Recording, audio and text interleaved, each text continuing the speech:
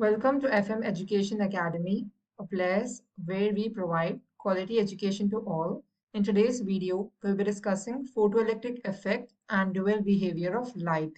In the previous 6 lectures, in the playlist of Enter First Year Chemistry, I explained very clearly all the concepts, so go watch it if you didn't watch.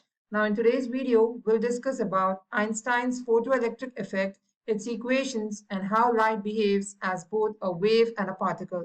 These topics are there in intermediate first year and also in class 11 chemistry. So light shows both wave and particle behavior. That is, wave has properties of interference and diffraction. So what is interference? When two light waves meet and form bright and dark bands, it is called as interference. And what is diffraction? When light bends around small obstacles or openings, it is called as diffraction. So these two phenomena prove that light travels in the form of waves just like ripples on water.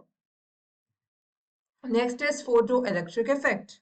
So we can understand photoelectric effect as light behaves like a particle. So what is the definition of photoelectric effect? The emission of electrons from a metal surface when light of suitable frequency falls on it. And the emitted electrons which are coming out are called as photoelectrons, and the device which you can see in the photo is your photoelectric cell.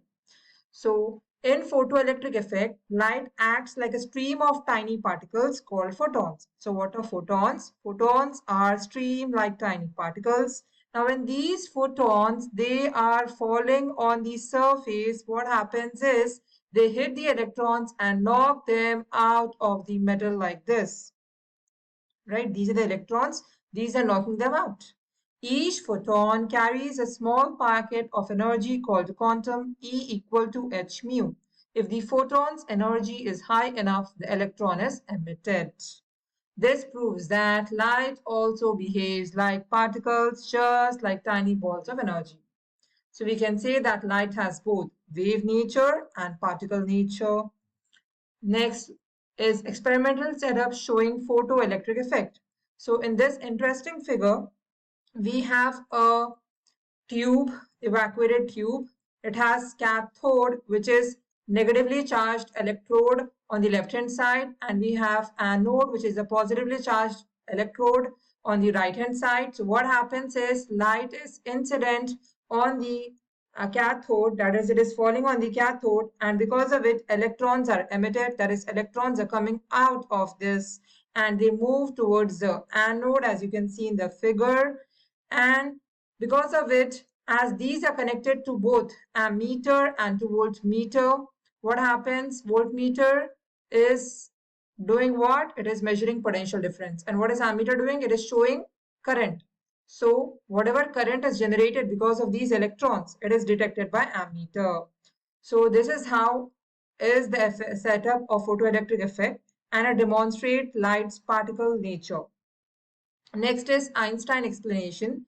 So in this, you know that photon energy is nothing but E is equals to h mu. Now what is h? H is your Planck's constant, which is equal to 6.626 into 10 power minus 34 joule second, and mu is the frequency of light. Now when this photon is hitting the metal, what happens? H mu is equals to W plus half mv squared. So I am saying h is equals to h mu is equal to W plus half mv squared, because h mu is the energy photon equation, right? E is equals to h mu. Now this h mu, that is the photon energy, which will be equal to W plus half mv squared.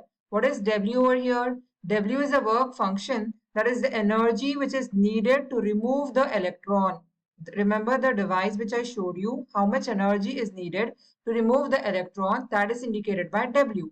And what is half mv squared? What is this equation? This equation is of kinetic energy, remember? So half mv squared is the kinetic energy of the emitted electron. So why am I saying both are there in this h mu? Because some part of energy is needed to remove the electron, and whatever energy is remaining, that will be your kinetic energy of the emitted electron, right? And this W is nothing but it is h mu naught, right? Where mu naught is the threshold frequency and It is nothing but it is a minimum frequency needed to just eject the electron. So what we are doing is we are keeping half mv square as it is, and we are sending this w on the left hand side. When this w goes on that side, it becomes h mu minus w. And when it becomes h mu minus w, what is w? H mu naught. So that is why I'm writing half mv square is equals to h mu minus h mu naught. Now take h common, you will get mu minus mu naught. So that is how you got this equation. Half mv square is equals to h mu minus mu naught, which is the photons equation. Now let us see the graph of kinetic energy versus frequency mu. So on the y-axis, we have kinetic energy, which is half mv square. On the x-axis, we have mu, which is the frequency. So we can say that the frequency is increasing like this. This is nothing but the frequency, right? With the help of kinetic energy. So the graph starts at threshold frequency mu naught. So this part, the starting part, is nothing but mu naught, right? So whenever the frequency mu is less than mu naught, right, then there will be no emission. So if there is no emission, then kinetic energy is also zero, right? Then the frequency becomes more than mu naught, right? That is when it is increasing like this after the part mu naught. Then the kinetic energy increases linearly with frequency. Linearly means it is increasing as a straight line. So this is nothing but your slope, which is giving me the Planck's constant h. E is equals to h mu. And what does this graph mean? This graph means that the higher the frequency, the more energy per photon, the more kinetic energy electrons have. Now let us see some of the applications where these are used, because without applications, we cannot understand anything, right? Like practical applications. So practical applications are, these are used in photoelectric cells, in automatic lights, in solar cells, which are used to convert sunlight to electricity, in photodiodes, wherein optical sensors and communication. And let us see a numerical example. So if it is given mu is equals to 1.6 into 10 power 15 hertz and mu naught is given as 1.1 into 10 power 15 hertz, then kinetic energy is equals to h into mu minus mu naught. So just substitute the values. You know the standard value of h is 6.626 into 10 power minus 34. In place of mu, substitute 1.6 into 10 power 15 minus mu naught is 1.1 into 10 power 15. Now we are taking 10 power 15 common, right? Because 10 power 15 is there in both. So when I subtract 1.6 minus 1.1, and if I multiply with 6.6 into 10 power minus 34, I get the value 3.13 into 10 power minus joule. And if I convert this into electrovolt, then I'll get the answer as 2.07 electrovolt. You can also give the answer till joules.